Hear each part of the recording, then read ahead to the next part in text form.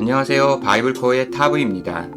오늘은 역사의 마지막에 있을 재판에 대한 예수님의 말씀을 확인해 보겠습니다. 인자가 자기 영광으로 모든 천사와 함께 올 때에 자기 영광의 보좌에 앉으리니, 예수님께서는 세상 마지막 때에 본인이 천사들과 함께 왕의 보좌에 앉을 것이라고 하셨습니다. 마태복음 16장 27절에서는 그때 아버지의 영광으로 올 것이라고 하셨는데, 오늘 본문에서는 예수님 자신의 영광으로 오실 것이라고 하셨습니다.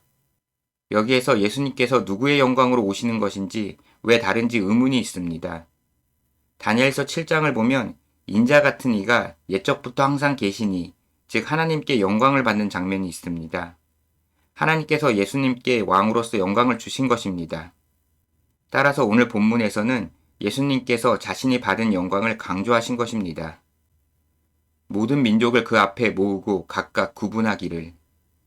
그 권세와 영광 앞에 역사상 모든 사람이 서게 됩니다. 목자가 양과 염소를 구분하는 것 같이 하여 양은 그 오른편에, 염소는 왼편에 두리라. 이스라엘에서는 보통 양과 염소를 함께 풀어놓고 먹입니다. 그러다가 양은 양대로, 염소는 염소대로 분류하기도 합니다. 예수님께서는 양과 염소를 나누는 것처럼 보좌 앞에 모인 사람들이 두 그룹으로 구분될 것이라고 하셨습니다. 그때 임금이 그 오른편에 있는 자들에게 이르시되, 내 아버지께 복받을 자들이여 나와 창세로부터 너희를 위하여 예비된 나라를 상속받으라. 왕은 오른편에 있는 사람들에게 세상이 시작될 때부터 준비된 나라를 주었습니다. 바울은 고린도전서 2장에서 하나님께서 자기를 사랑하는 자들을 위해 준비해 두신 것이 있다고 했습니다. 내가 줄일 때에 너희가 먹을 것을 주었고 목마를 때에 마시게 하였고, 그들이 상속받는 이유를 말씀해 주셨는데요. 왕이 배고프거나 목마를 때 도움을 주었다고 합니다. 나그네 되었을 때 영접하였고, 고대에는 살 곳을 잃고 다른 지역으로 가면 먹고 살 터전이 없기에 살기 매우 힘들었습니다. 여기에서 나그네는 단순히 여행객이 아니라 난민이라고 보시면 됩니다. 헐벗었을 때에 옷을 입혔고 병들었을 때에 돌보았고, 오늘날에는 옷이 흔하지만 고대에는 옷 한 벌도 재산이라고 할 만큼 매우 소중했습니다. 그리고 보험이나 복지도 없었기에 아프면 당장 생활이 궁핍해졌습니다. 옥에 갇혔을 때 와서 보았느니라. 그리고 인권이라는 개념도 약해 감옥에서의 비참함은 이루 말할 수도 없을 정도였습니다. 왕이 언급한 사람은 정말 가난하고 연약한 자들입니다. 이에 의인들이 대답하여 이르되, 주여, 우리가 어느 때에 주께서 줄이신 것을 보고 음식을 대접하였으며 목마르신 것을 보고 마시게 하였나이까? 어느 때에 나그네 되신 것을 보고 영접하였으며 헐벗으신 것을 보고 옷 입혔나이까? 어느 때에 병드신 것이나 옥에 갇히신 것을 보고 가서 배웠나이까? 하리니, 하나님께서는 이사야 58장에서 너희가 나를 위하여 종교적인 헌신인 금식을 하고 싶다면 내가 기뻐하는 금식은 가난하고 연약한 자들을 도와주는 것이라고 하셨습니다. 오늘날 종교적인 예전과 예식을 중요시하는 교회가 적지 않습니다. 그러나 하나님께서는 자신의 뜻대로 사는 것이 오히려 기쁘다고 하셨습니다. 예수님께서는 그렇게 하나님의 뜻대로 한 사람들을 의인이라고 부르셨습니다. 그런데 그들은 자기들이 주님을 도운 적이 없다고 했습니다. 임금이 대답하여 이르시되, 내가 진실로 너희에게 이르노니 너희가 여기 내 형제 중에 지극히 작은 자 하나에게 한 것이 곧 내게 한 것이니라 하시고, 왕은 자기 형제 중 연약한 자를 도운 것이 바로 자기를 도운 것과 같다고 하셨습니다. 사도행전 9장을 보면 예수님께서는 그리스도인들이 핍박받는 걸 자신이 받는 핍박으로 받아들이셨습니다. 또 왼편에 있는 자들에게 이르시되, 왕은 왼쪽에 모여있는 사람들을 보았습니다. 저주를 받은 자들아, 나를 떠나 마귀와 그 사자들을 위하여 예비된 영원한 불에 들어가라. 왕은 마귀와 그의 일당들을 벌하기 위한 영원한 불에 그들을 넣겠다고 했습니다. 이는 요한계시록 20장에 기록된 최후의 심판인 둘째 사망으로 보입니다.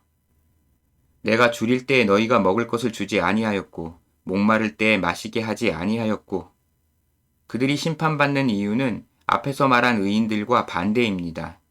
주변에 굶주리고 목마른 사람들을 외면했습니다. 나그네 되었을 때 영접하지 아니하였고 헐벗었을 때 옷 입히지 아니하였고 병들었을 때와 옥에 갇혔을 때 돌보지 아니하였느니라 하시니, 왼쪽에 있던 사람들은 난민으로 살 길이 막막한 사람이나 제대로 입지도 못하는 사람, 병들고 갇힌 사람들에게 관심이 없었습니다. 그들도 대답하여 이르되, 주여, 우리가 어느 때에 주께서 줄이신 것이나 목마르신 것이나 나그네 되신 것이나 헐벗으신 것이나 병드신 것이나 옥에 갇히신 것을 보고 공양하지 아니하더이까. 형벌을 선고받은 자들은 자기들이 주님을 외면한 적이 없다고 억울하다고 했습니다. 이에 임금이 대답하여 이르시되, 내가 진실로 너희에게 이르노니 이 지극히 작은 자 하나에게 하지 아니한 것이 곧 내게 하지 아니한 것이니라 하시리니. 그러자 왕은 연약한 자들을 못 본 채 한 게 바로 자신에게 한 것과 같다고 했습니다. 그들은 영벌에, 의인들은 영생에 들어가리라 하시니라. 결국 그들의 운명은 영원한 벌과 영원한 생명으로 나뉘었습니다. 성경에 영원한 생명에 관해서는 여러 근거 구절이 있는데요. 반면 영원한 형벌에 관해서는 이 구절이 첫 번째로 꼽히는 근거 구절입니다. 교회의 다수는 이 구절을 악인이 영원히 지옥에서 고통받는 것으로 해석합니다. 여기에서 영원히로 번역된 그리스어 아이오니오스가 시간의 의미를 지니고 있기 때문입니다. 그리고 요한계시록에는 마귀와 그를 위해 일한 거짓 선지자뿐만 아니라 짐승에게 표를 받은 자들도 불과 유황으로 고통받을 것이라고 합니다. 그 고통을 세세토록과 밤낮 쉼을 얻지 못한다고 설명했습니다. 그렇게 연약한 자들을 외면한 이들은 영원히 고통받을 것입니다. 한편 영원히로 번역된 아이오니오스의 다른 용례를 살펴보면 유다서 7절에는 소돔과 고모라를 멸망시킨 불을 영원한 불의 형벌이라고 했습니다. 이는 소돔과 고모라가 영원히 불타오른다기보다 완전히 심판받았음을 의미합니다. 그리고 바울은 데살로니가 후서에서 악인들이 영원한 멸망이라는 형벌을 받는다고 했습니다. 이는 멸망이 지속되는 상태, 즉 완전한 멸망을 의미합니다. 이사야서 제일 끝에는 심판에 관한 내용이 있는데 심판받은 자들의 시체에 벌레가 꼬여있는 상태로 계속 불타는 것으로 묘사합니다. 성경 곳곳에서 인간의 유한성을 말하는데 죽은 후 영원 불멸의 존재가 되는 것은 이상합니다. 그래서 일부 사람들은 이사야서의 죽은 악인들의 이런 비참한 상태를 영원한 벌이라고 생각하기도 합니다. 이는 기독교 교리에서 비중 있는 주제이기에 어느 쪽이 옳다고 섣불리 단정하지는 마시고 각자 속한 교회에 일치된 견해를 받아들이는 게 좋을 듯 합니다.